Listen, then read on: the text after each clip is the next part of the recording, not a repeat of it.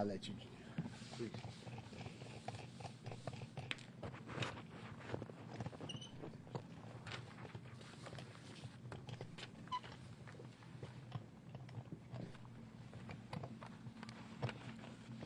You got any edits? I know you're the editor. You want to just lay it down? It's fine.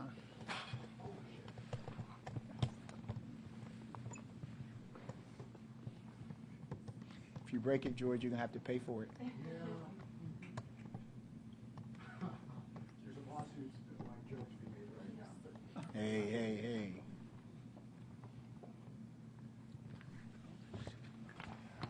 Good? All right. Good afternoon, everyone, and thank you for joining us this afternoon. I'm Attorney Mawuli Davis, one of the partners here at the Davis Bozeman Law Firm. I'm joined by our managing partner, Attorney Robert Bozeman, as well as our senior law partner, Attorney Harold Spence, who is working directly on the case with myself and Attorney Shannon Young, who is present as well.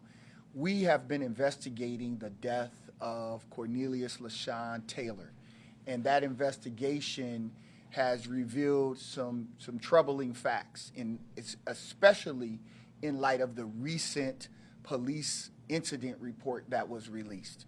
And so thanks to the hard work of Attorney Shannon Young, we were able to interview the medical examiner on yesterday. And so myself, Attorney Young, Attorney Spence, we were able to interview the medical examiner who performed the autopsy on Mr. Cornelius Taylor. And it flew directly in the face of what was alleged by the Atlanta Police Department. And I want to take a moment to just frame what we're dealing with here. There is this tragedy. This mother, these siblings get a phone call that their loved one has been killed, and killed in a very horrific way. They go down.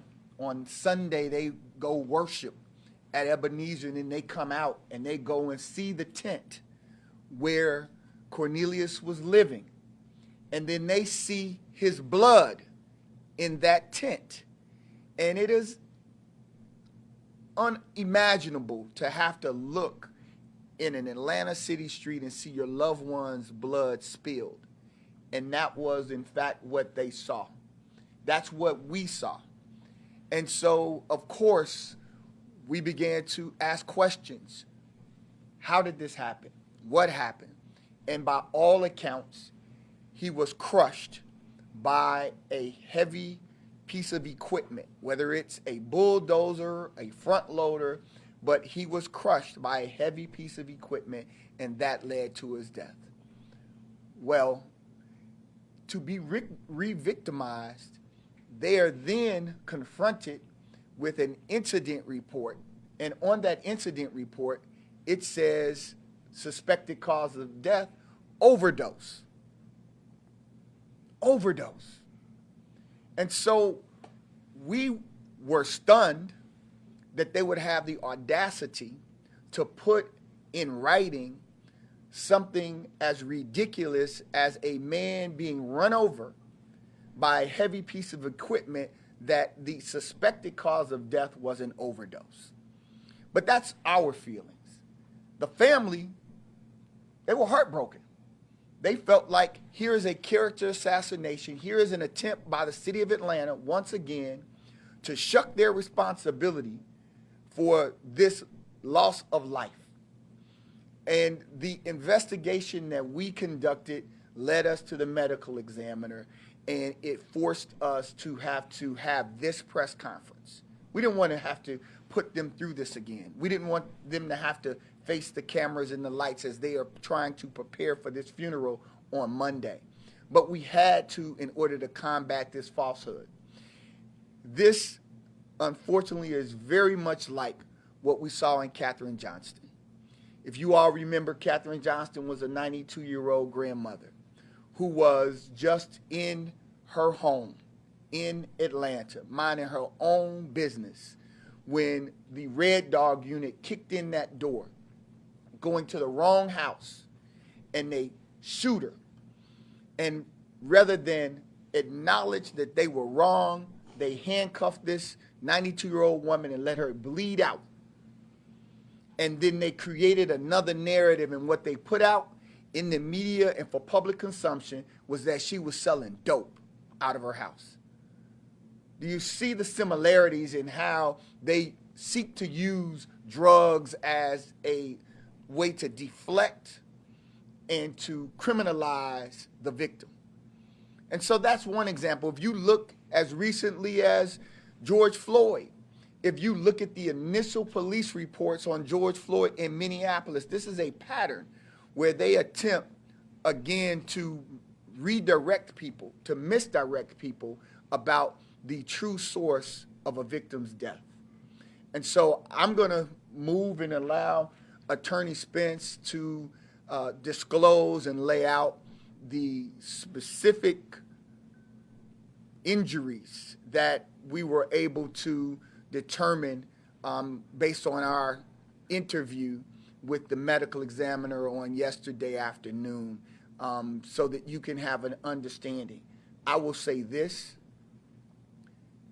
his injuries were fatal, period. It was not an overdose. End of story. And the scientific medical evidence proves that.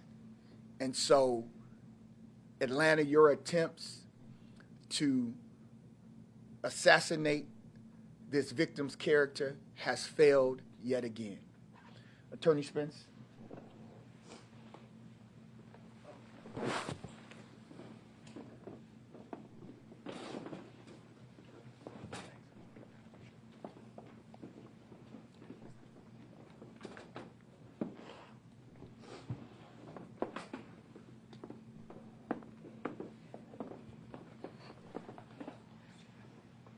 Good afternoon, everyone.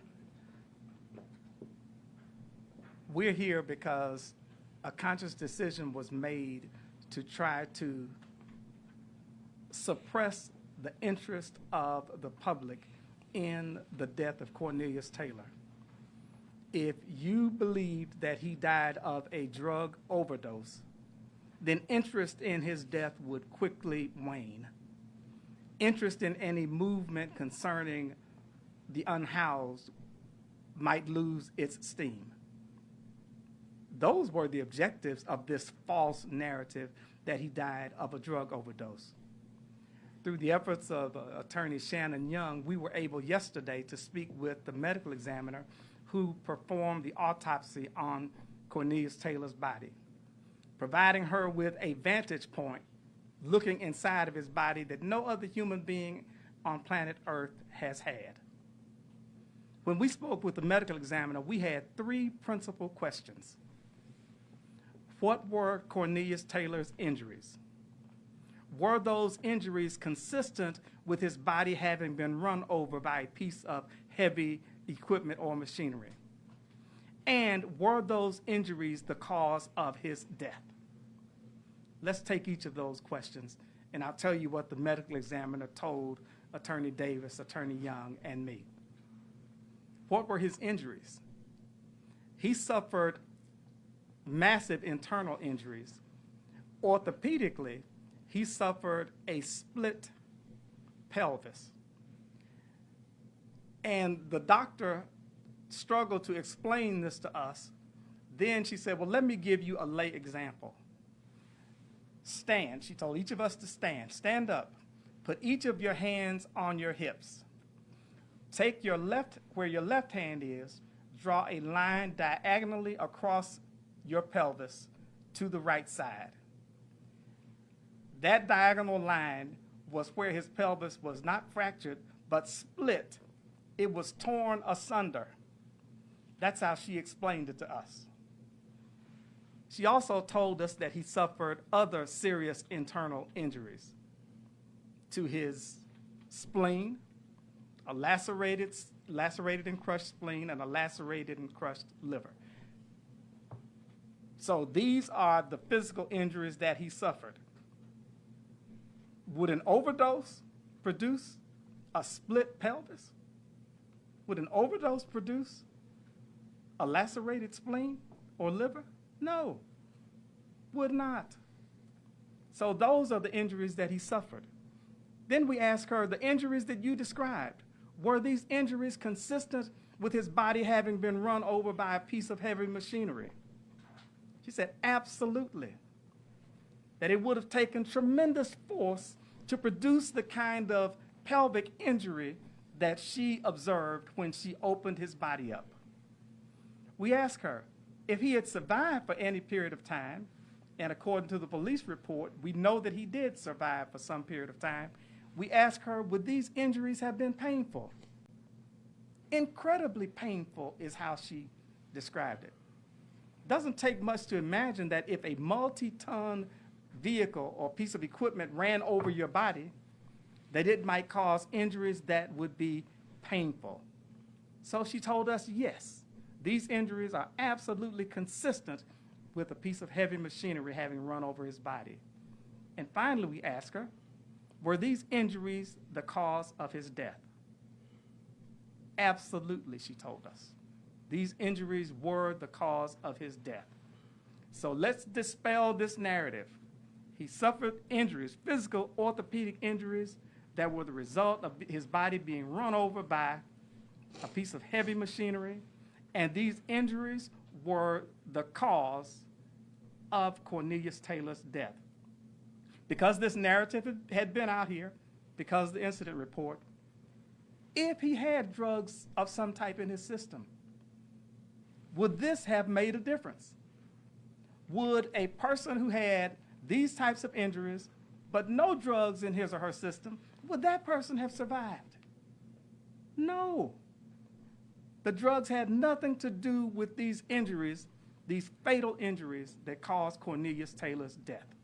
So we hope that this information that we received from not somebody associated with us, somebody who is an independent source of information, the medical examiner, who has no reason to favor either side. The role of the medical examiner is to make an objective examination of a body and then make an objective analysis of why a death occurred. So the doctor is completing the autopsy. The toxicology reports have not been sent in yet. She hasn't received them. And so the manner of death is still inconclusive. As you know, there are only a limited number of ways that a medical examiner can classify a death. Natural, suicide, homicide, accident. And so once the report is complete, then the medical examiner will be able to provide an official manner of death. Thank you. Thank you, Attorney Spence. We want to,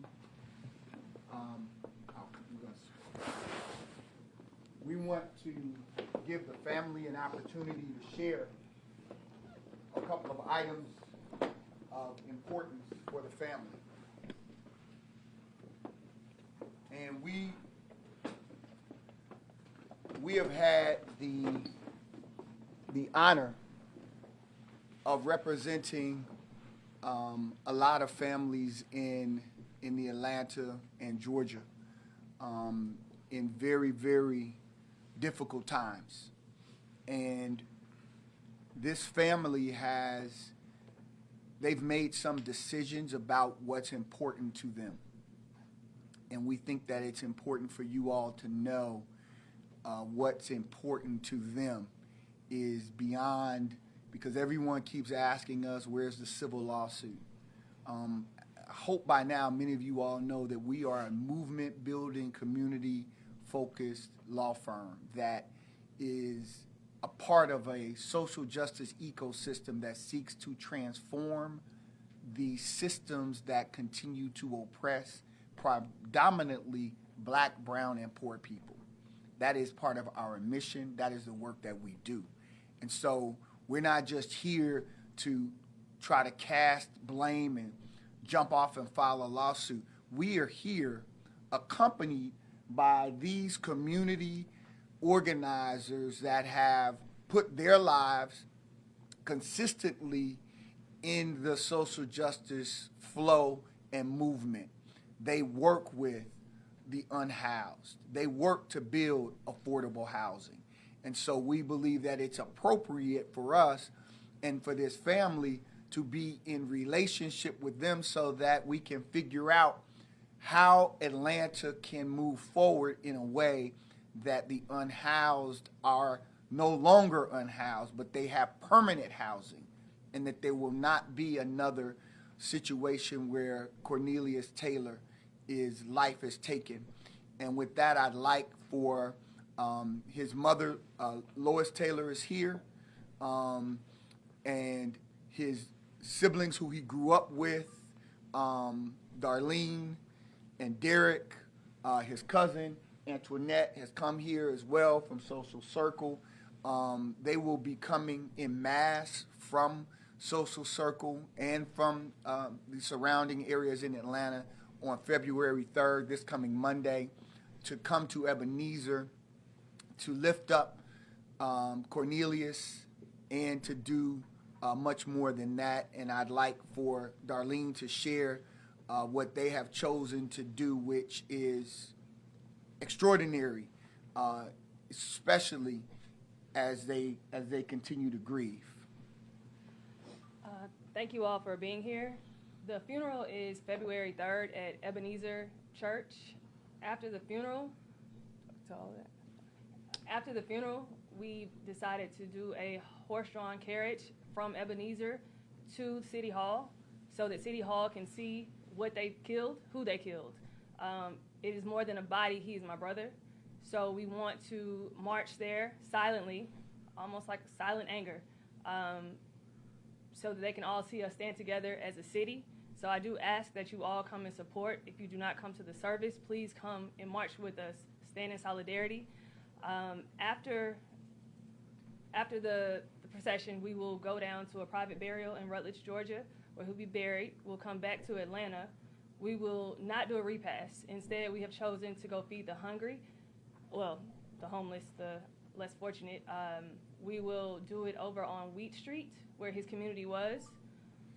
And,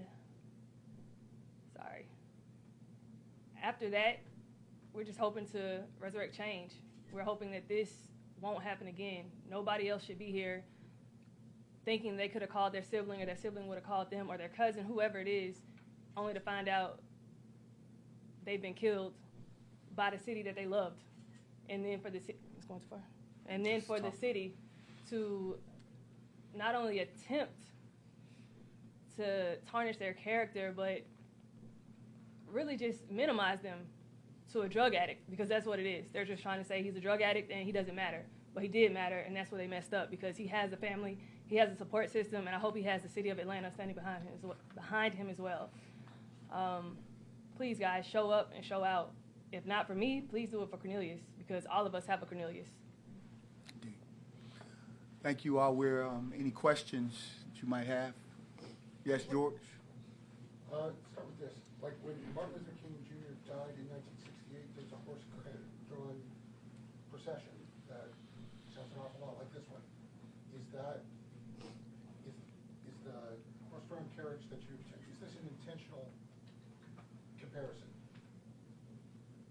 He's worthy of being known for more than a homeless man. Usually things such as a horse-drawn carriage, they draw attention. They let it be known, oh, he was somebody went the extra mile. So we're going the extra mile.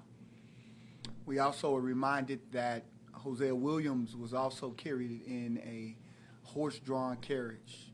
So there are people who have impacted Atlanta and the world. It's this family's hope that Cornelius Taylor impacts Atlanta and the world, that his death will change dramatically how the unhoused. There's no reason. Atlanta is the leader in so much. We're the leader in movies. We're the leader in music. We're the leader in civil rights and destinations. Why can't we lead the rest of the country in how to treat the unhoused humanely? Why not? Why not this city? If any city, it should be this one. And this family believes that. These organizers, some of whom knew Cornelius in life, they believe that. They believe that this can be a pivotal moment for the city and for the country to address the unhoused in a much more humane way and ensure that we're looking for solutions and not looking to scapegoat people. And we're talking about the Fulton County medical examiners, correct, that you spoke with? That- The report isn't released, hasn't been publicly released yet, but you were able to have an interview prior to that release about the current standing of the autopsy. That is correct. Okay. And then moving forward, I have to ask, and out of no disrespect, is there a possibility that he could have been under any kind of drug? Of course. The toxicology report? We suspect that most folks, some folks even in this room, are probably on something, right? But we know that if you're out in the street and you're trying to cope with being unhoused in freezing cold, it's very likely that you may be on some drug of some sort. But that does not change how he died. That did not cause his death. The folks that caused his death sit at City Hall and they make policies that say, you don't need to check that tent. You don't need to be concerned enough about the unhoused. We just need to get rid of them. And from your conversation with the medical examiner, she clearly said that regardless of that, the cause of death is clearly from the equipment and the crushing that happened from the conversation you've had. She said drugs wouldn't even have played a factor if in fact he was or was not. Well, the medical examiner takes everything into account. Right. So I'm not going to say it's not a factor. That's why we wanted to ask her very explicitly, what was Cornelius Taylor's cause of death? Did he die as a result of being run over by heavy machinery? Her answer was an unequivocal, absolute yes. Yes. Oh, go ahead. First of all, I just want to say I'm so sorry for y'all's loss. I am curious, how have the past 2 weeks been for you all as a family with so much back and forth and so much confusion of what happened to Cornelius? Traumatizing. When you first hear about it, he's crushed. So you're trying to, you can't accept it, but you try to process it. And then you hear or you read the report that says it was just a nosebleed. And it's like, oh, just a nosebleed. There's no other blood, but I was there. I saw the blood, and I've seen nosebleeds. And you don't die from that type of blood. You die from the blood that I saw on the ground. So then to hear this just recently, it's just re-traumatizing. I can't even say we're processing because we're so busy trying to fight for him and get him buried and go through the motions, picking out clothes that this is insane. I don't know how we're doing. This morning I was looking up a therapist because we're talking amongst each other. So we're all just we're passing trauma here, here, here. We're doing terrible. But we are very grateful for all the people that are reaching out and are fighting for him. And it makes every moment easier. Derek and I were talking last night about something a week from now. I was like, I'm literally going hour by hour right now. I'm not making it to the next day until the 12th hour of the night. Like, it's hard, y'all. It's hard. But I know, yet again, what Cornelius would do for me. I know what he'd do for him. And he'd be right here. So I'll stand here every day. I want to say the same thing. Very sorry for your loss. I was curious whether anyone from the city, whether it's the mayor or anyone, has reached out to any of y'all to apologize or to say anything. Yeah, we spoke to the mayor maybe last week. Mm-hmm. Last week, he did send his sympathies and condolences. So hopefully now we can just work together to create change. We would hope that at some point someone would come out from the city and they have the information we have, right? I mean, Attorney Shannon Young is a great young attorney, but they've got very experienced attorneys that have access to the medical examiner like us. So by now, they know what we know. They haven't said we need to acknowledge something, that his body was in fact crushed, that his pelvis was crushed. We need to acknowledge that because we know that by putting this document out, it sends a narrative, it creates a narrative that is false. No one said that yet. That's leadership. That's what we're looking for. That's what this family deserves, is somebody to say, hey, Transparency. be transparent. Now that you know, even though you can blame it on one police officer's like analysis, now that you know as a system, speak on it. Can I ask, the mayor's backed a moratorium on encampments, and several council members have backed it as well. What do you like to see from the city moving forward, and do you think it's enough just doing a moratorium and saying that they're going to review their policies and procedures as well? The family's been working very closely with many of these housing advocates and organizers, and so they're really in collaboration. These are the subject matter experts. This is a family who, you know, they have a lived experience. Darlene knows how hard she tried to help her brother get off the street. She tried. She knew the hurdles. She experienced those, so she can share those. But systemic change, none of us, including the lawyers here, are qualified to say what is enough. We're relying on these subject matter experts. They are what we consider indigenous leadership in this space, and it's only proper that we listen to them, we learn from them, and the fact that they're allowing and lifting up Cornelius' name in this way is really what the family has. They've offered up his name, his image for this cause. And Darlene, would you like to hear more from the mayor that you have heard? Would I like to hear more from the mayor? Yeah, and city officials. Yeah, I mean, I'd like to hear them say they're willing to sit down with us and come together to create policies that will really work for everybody, not just to appease the moment. Like, we really want something for the future. This happened, shouldn't happen again, as I've said a million times. So sit down, let's make this an open conversation, an open dialogue. I like to see truth happen, change happen.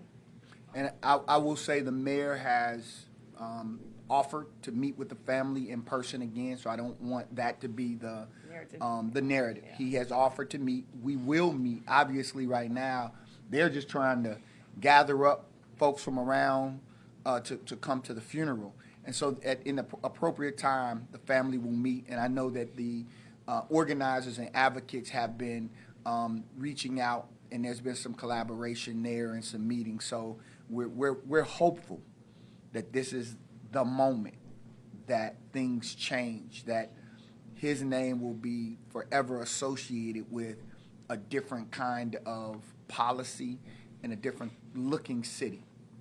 Can you talk about, we've heard your brother and your son's name so much in the past 2 weeks. We've heard about what happened.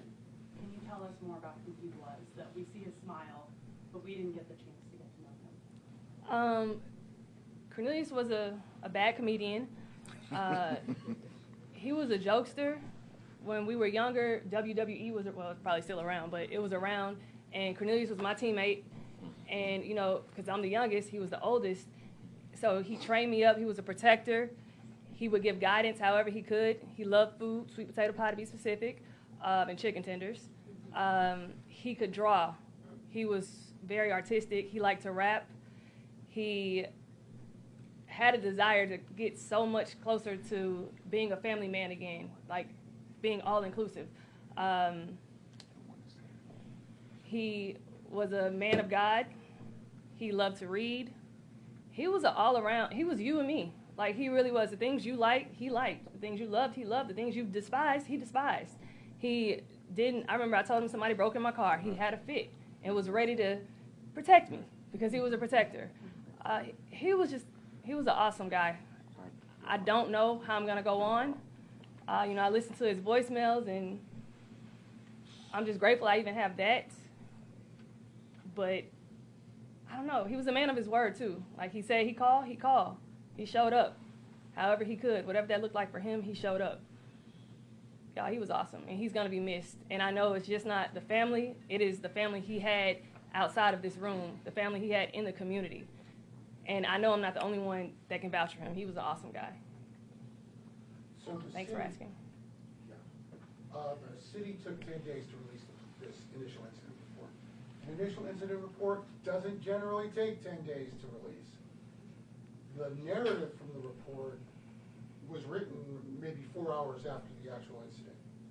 Do you believe that the city took that long because the report is so much at odds with the physical evidence that was available to us?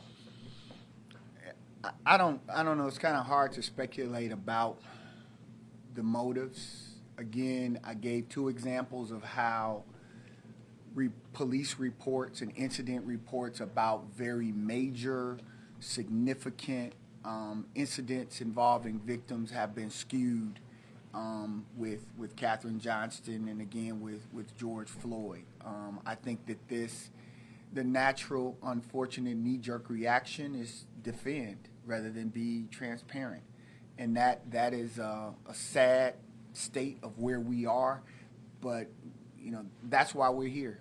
The only thing that we know to do is fight and to keep fighting and to keep trying to find some common space where we can build something. We're going to fight until you agree that we can build. That's just what it is. And so this family wants to build. But if you put out false narratives, then we got to fight against the false narrative. But when you're ready to sit down and build, then let's build. Based on what you know now, and I know it's early, but based on what you've learned, who do you believe had the responsibility to search that tent? It's for us. It's so much bigger than the one person who's supposed to search the tent. It really goes back to the why are you demolishing people's homes without having a place for them to go? It's as simple as this. If Cornelius Taylor did not have keys to an apartment, keys to a home, then why are you displacing him? Why are you tearing up the very little belongings that he has? That's how we have to look at this. What we've been taught by these leaders is that it's housing first, not housing only, but housing first. Start with housing people, and then after you get them housed, you do wraparound services. So whether they have mental health, whether they have addictions, whatever other issues they may have, like all of us, then you address that. But first, get them off the street. But this wouldn't have been an issue. He wouldn't even be in the tent if somebody would say, hey, here's your key. I'll take you over, bring your things, and set up. But that demolish mentality, it's destructive. It destroys not just bodies, but souls.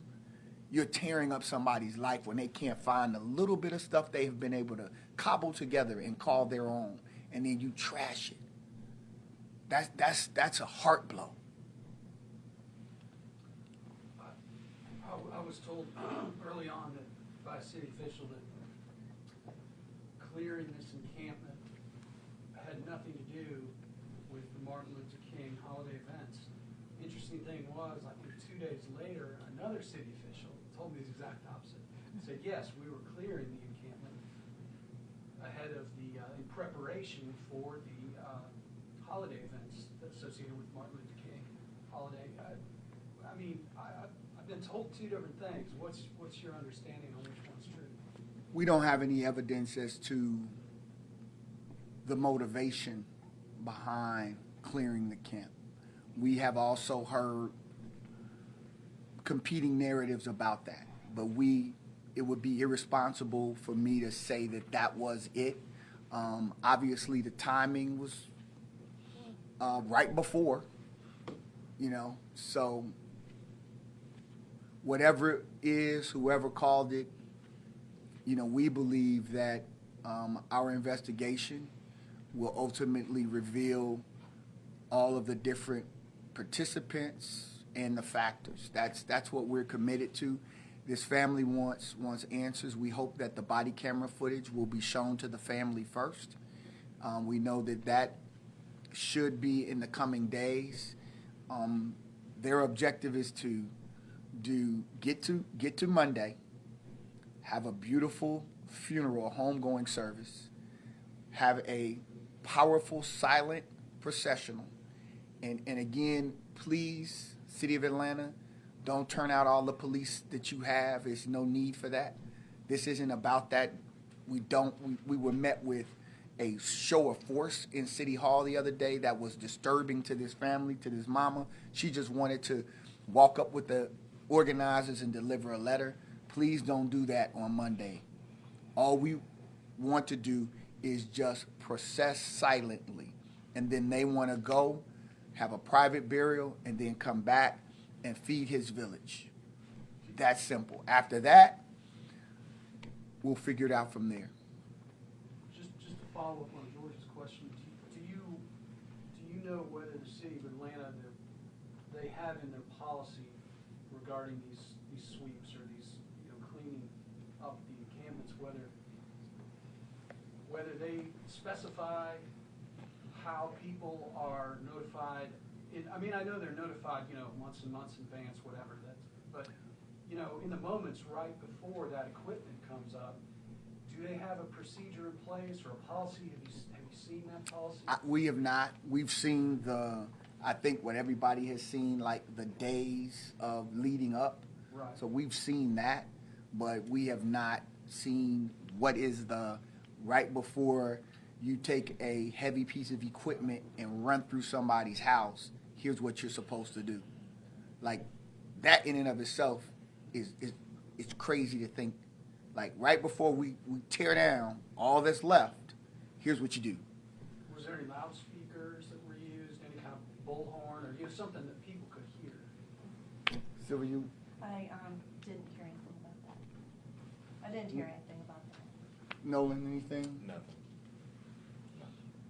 These are two of the on-the-ground service providers who had a chance to interact with Cornelius in life, and so they knew him, they helped him, they were working with him, and so they had a good idea of where he was going and how he was trying to put his life back together. Would you identify yourself, please? Yeah, Joy. Yeah, Joy. Why don't we? That'd be great. Joy, can you introduce yourself and tell them about the work that you do?